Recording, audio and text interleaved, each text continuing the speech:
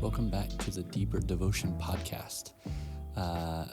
We have been off for a few weeks, and so I just wanted to just say that was kind of season one, and we were running with a few different things. And as we move into the fall season and hunker down a little bit, the podcast might look a little bit different, but it's still going to be, a spot for people to listen and just gain some insight on some different things, as well as just to honestly glorify God and see how we can look more like Jesus. And so for the next few episodes, it will most likely be just myself, which is Jordan. And we're just going to kind of dive into discipleship a little bit. And I'm excited to see how our church grows in this area. And so summer has been super busy. As a church, we've gone on a missions trip to Puerto Rico. We had the Go Kids initiative, and how amazing all of our volunteers, and especially Emily, just coming together and getting this picture of what we feel like God is calling us to be, and to go outside of the building of the church. And so that's been really cool. And even as we look forward to this fall, we have some awesome things coming up. But I really want to talk about community and discipleship. And that's something, obviously, that's huge in my role as pastor of discipleship here. But more importantly, I think it's something that the church as a whole needs just constant reminders on. And so I've been reading this awesome book called Disciple Making Culture. It's by a guy named Brandon Gindin. And for any readers out there, I highly suggest that you order this book or that you look into this. Brandon Gindin comes from Real Life Ministries, which also started with Jim Putman and his book, Real Life Discipleship, which we'll be diving into in a different arena here soon. We'll be hearing more about that. But this book is all about how to, the subtitle even says, cultivate thriving disciple makers throughout your church. So it's all about kind of shifting certain cultural things from maybe just a Sunday service or maybe just this consumer type thing, and really figuring out how to be what Jesus has called us to be, which is disciple makers, called to make disciples of all nations, baptizing them in the name of the Father, the Son, and the Holy Spirit. And so he doesn't exclude anybody in that, right? He calls all of us. He calls every single one of us. That's a ultimate command from Jesus. And I think one of the main ways we do that, one way that we create this disciple-making culture and participate in our own discipleship even to Jesus, is through community. And 90% of the messages that I've been able to give on a Sunday morning have been on community, and that's just something that honestly I feel like runs in my blood. It's just this idea of being in community, coming together. And just to let you in on my story a little bit, in that some of you might not know some of this backstory and why I'm so passionate about community and what the church can be. But when I was a sophomore in high school, I had been, up to that point, just going to so many different churches. My parents had ended up splitting up when I was pretty young, and so I've been to most of the larger churches, I'll say, in the Michiana area. And I mean, it was okay, but it was just another church, right? It was just something to go to on a Sunday morning and get ready for, and then take a nap in the afternoon afterwards. But when I was a sophomore in high school, I ended up moving in with my dad in Wakarusa, Indiana. And I started going to youth group on Wednesday nights because in Wakarusa and Napanee, there's really nothing to do besides look at corn or go to church on a Wednesday night. And so all of my friends had been going to Napanee Missionary Church on Wednesday night. And so I thought it was the right thing to do.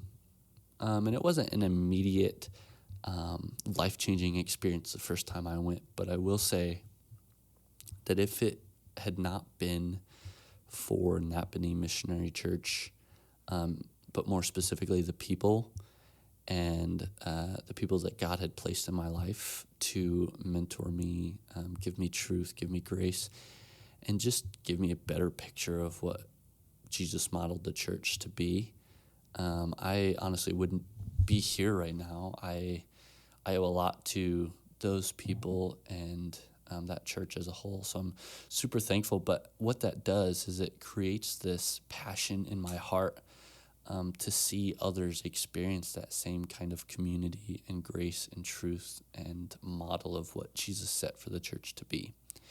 And so I first want to talk about community a little bit, and we'll dive in over the next few weeks about different discipleship points and what it means to be a biblical community and maybe some practical ideas on discipleship. But I just want to talk about community as a whole, honestly, on this, maybe even first episode of season 2 or whatever you want to call it, and talk about this idea of a boat. We might have some fishermen, fisherwomen, might have some sailors, but if you don't, we're going to talk about this idea of a boat. And we're just going to start real simple with the idea of a rowboat, right? So if there's this larger rowboat on this big lake, there's a few analogies here that I think fit really well with community. One is that there's a seat for everyone. Right? There's room for everyone in this community. You can make room, you can shift over a little bit, but there is a seat for everyone. Secondly, this is an interesting idea, but you can feel every movement anyone makes. And so if you're in a rowboat and say you are, towards the back and there's somebody shifting around up in the front, you can feel every little movement that person makes, and it makes a difference. And so even in community, and I would say even in our churches, as people shift, as things move, and I would hope, especially in our life groups, this is really important for our life groups, that when people shift, when people move, it creates an atmosphere that people notice. People notice movement, and you can feel it. Another one is that if you're going to go anywhere, everyone rowing has to agree, right? You can't have half the boat trying to go one way and half the boat trying to go the other. But you want to have a vision and a goal and somewhere that you're aiming for, and have everyone in that community and in that boat agree, so that everyone is using their spot, their gifting, their platform to be, for this analogy's purpose, rowing that way with purpose and intention and commitment. There has to be agreement there. Another one is that a boat is a lot more stable on dry land than it is for water, but the boat's made for the water, right? So I think in communities, sometimes it can be really easy to be comfortable. It can be really easy to, even within the church, stay here, stay in our little pocket, because it's easier. It feels more stable. There's less risk involved, but it's made to be out there. It's made to be in the actual community, in the neighborhoods, in the areas and places where people need Jesus and need a different, maybe even divine kind of community that they haven't had before. So I would say it's just really important for, I think, three things. I think it's really important for everyone to find their seat, right? Find where they fit in, find where you know that this is the place that you are supposed to be. This is a spot that, interestingly, has been prepared for you with these people in this season for a purpose. Secondly, that everyone rows in the same direction. We talked about that there's a common goal, there's a common vision that is trying to be achieved. And then third, that everyone communicates clearly. So first, why is it important that we know where everyone is sitting? Well, I think it's to acknowledge everyone is looking for how and where they fit in. It would be silly to think that we're the only ones. Like if you jump into a community, that you're the only one trying to figure out if this is where you're supposed to be and how you fit in, and this idea of belonging, right? That's part of our DNA, and one of the questions as the church that we are to answer is, where do I belong? So it's important to acknowledge that everyone is looking for how and where they can fit in and belong. And secondly, why it's important to know where everyone is sitting is that you have to name the reality that everyone is needed to make sure that the boat not only survives but thrives and it gets to where it's supposed to be going. Right? You have to be real and know that you need other people. Jesus didn't call one person. Jesus didn't even call just 3 people. So he called 12 because I think he really wanted to. I mean, there's a biblical fulfillment and something to be said about the 12 tribes and what Jesus was doing there. But I also think for the modern context, he was trying to show that living for Jesus and with Jesus was designed, even in the Imago Dei and how God created us, was to be in community, to be with other people. That we need other people to not just survive, but to accomplish the mission of God in redeeming everything back and bringing heaven to earth. And I think there's also something to be said about what Paul writes, in 1 Corinthians, and how there's this body, there's this picture of a body, and how there's different giftings and there's different parts of the body. And I remember one of the first sermon illustrations I used here was a big hit, and it was Mr. Potato Head. And Mr. Potato Head had a bunch of different parts that you can put in different areas, right? And so I had this picture and this illustration that, that, it's Mr. Potato Head isn't the way he's supposed to be when he's made up of all ears or all hands or, so on and so forth. But it fulfills the purpose it was created for when it has different parts, when it has different appendages, we'll say. And so the body of Christ, the church, better fulfills its intended purpose when people are using their specific giftings. And so I think it's really cool how the Lord works in our lives, where he brings us through relationships, where he brings us through experiences, where he brings us through seasons and all these different things. And he works all these meticulous puzzle pieces together in his plan that we would be passionate about this thing, and that we would have an opportunity to do that or use a certain talent or gifting or skill to better accomplish what he wants to do in somebody else in a certain time with your gifting.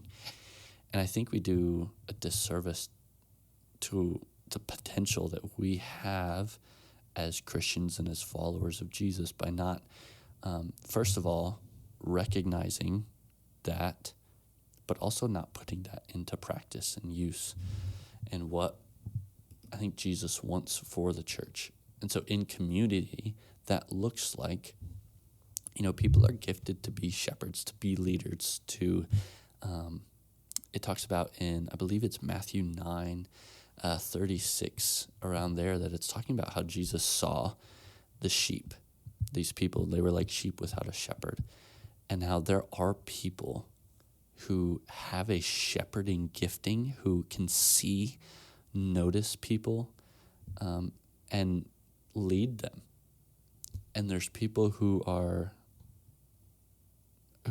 absolutely amazing at encouragement, where it's not even necessarily the words that they say, but it's their presence. And just being near them, you feel more encouraged and joyful and confident.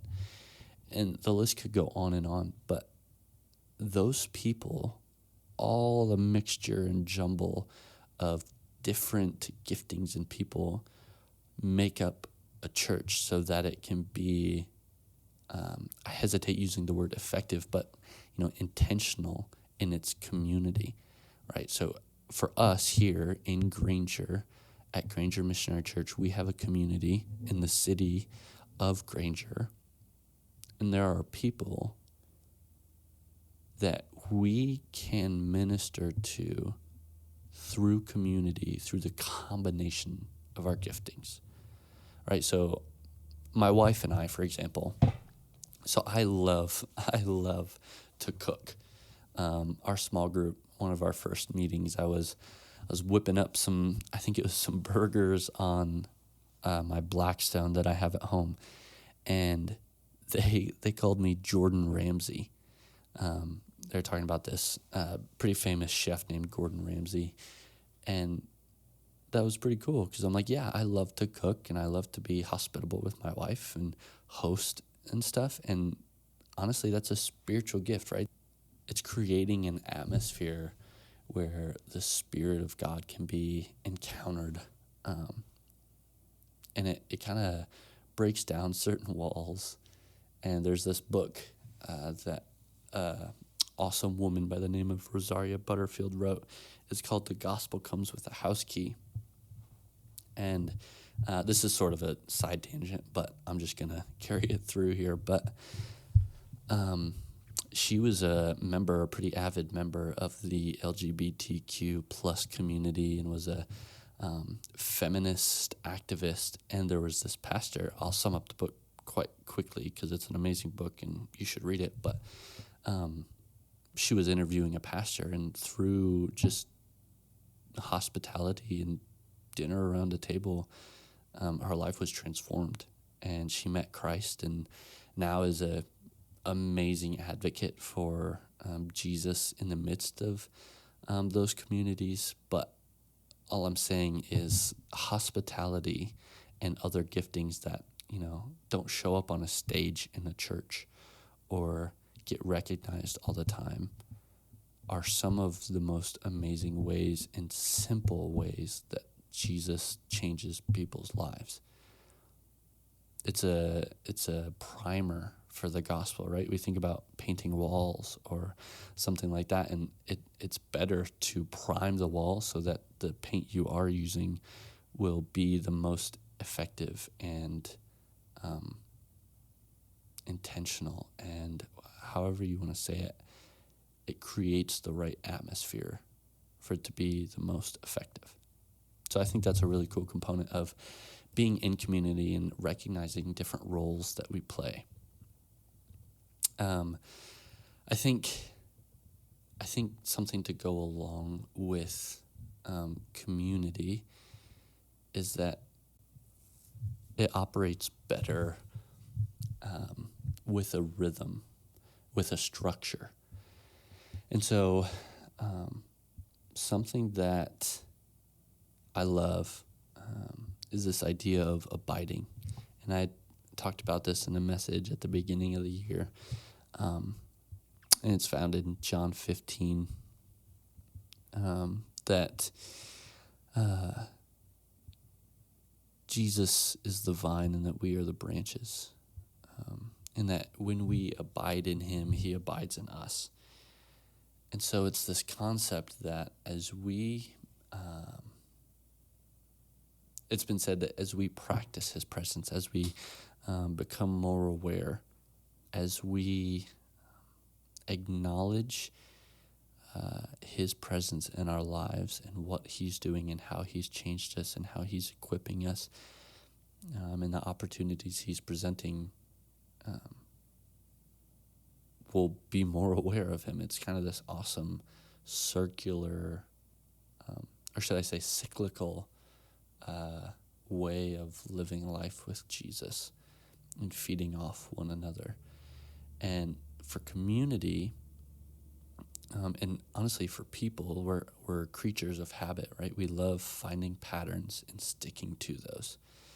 And so I think something that I'm trying to work on and what I want our people at Granger Missionary Church to realize is that when we settle into the rhythms that enable Christ to be not just a priority on our list, right, but the way by which we orient our life, right? It becomes more than just something to do.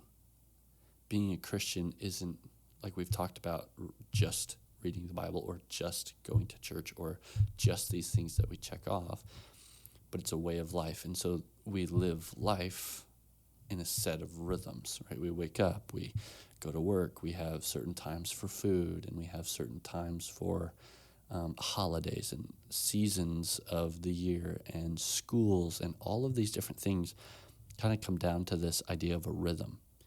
And so I think for us to be more intentional about community and the transformation that can take place there, because if we're all honest, we see more transformation take place through community over a certain amount of time than on any given Sunday through a message, right? We love learning, we love hearing, we love gaining wisdom, but when you are in community and hold each other accountable and live life, you do life, you share life, and you show life, it shows more realistically and more, I'd say more beautifully, in my opinion, the way that Christ can transform us in community.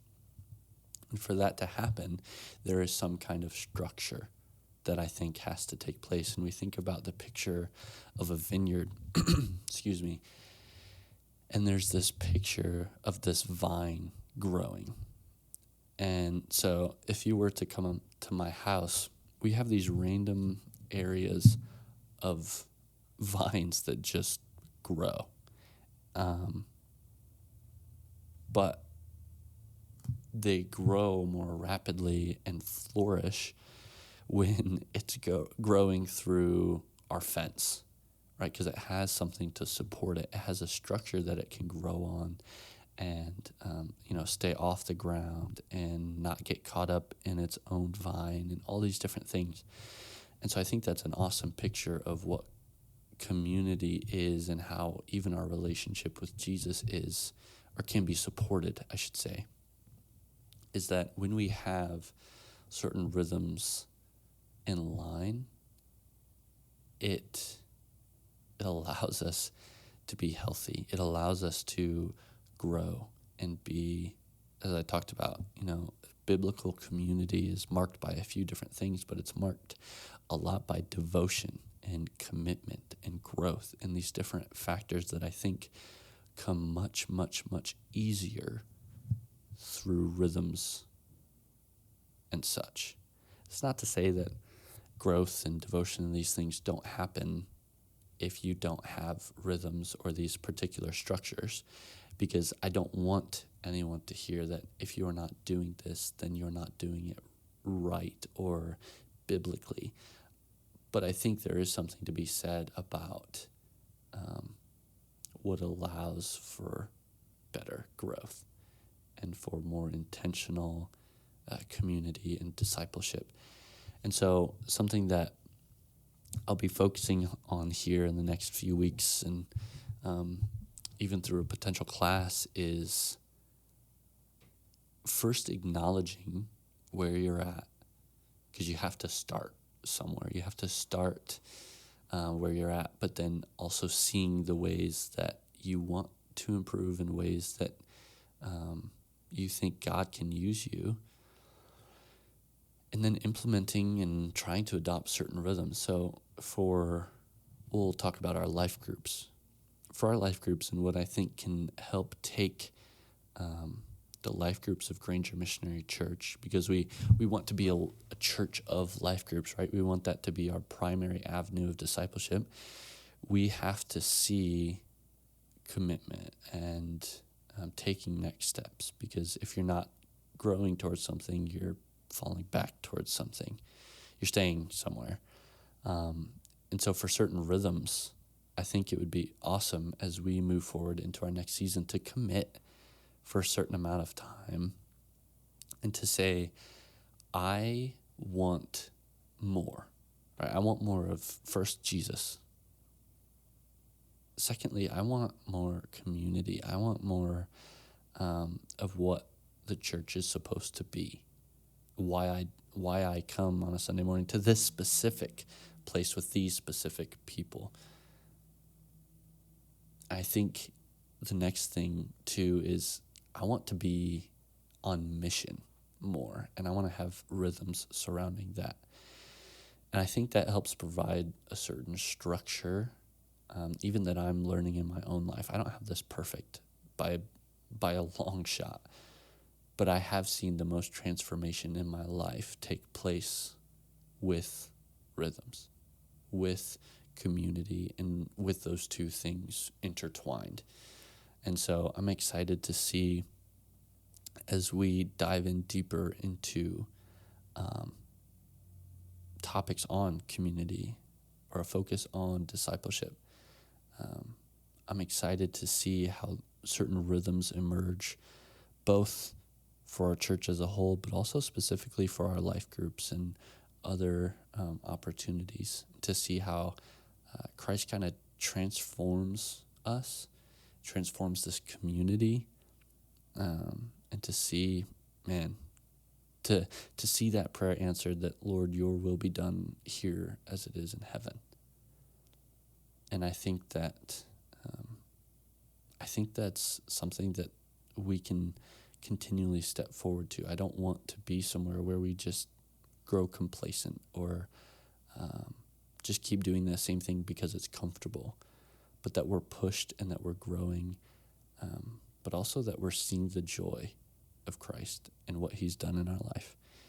So stay tuned the next few weeks. This was kind of a broad, every which way coverage of community and some rhythm talk, but I'm excited to see how the Spirit of God takes the people here and the hearts that are here and the stories that are here and brings them all together and intertwines them, and the groups that he's prepared and the ways that he's prepared them and ordered them, and how we see an explosion of discipleship and evangelism and people being saved, because that's what we're here for. That's what God has called us to. That's the mission that we're joining in on.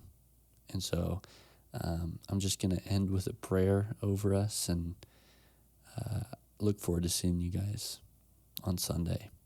Lord, I pray over Granger Missionary Church, and I pray that we would be a light, that we would be salt and light to the city of Granger, as we are here in this specific place, in this specific time, for a specific reason, and that you would begin to show us how we can better do that in this season, that you would begin to raise up more leaders and more opportunities, that you would raise up even a generation that is devoted to you, Lord, that is devoted to one another, and that is devoted to your mission, to see your creation be redeemed by your grace, your love, and your truth. Thank you so much for sending your son Jesus to die on a cross for us, that we may be made righteous by that and help others understand just exactly what that means and the beauty of it. It's in your name I pray. Amen.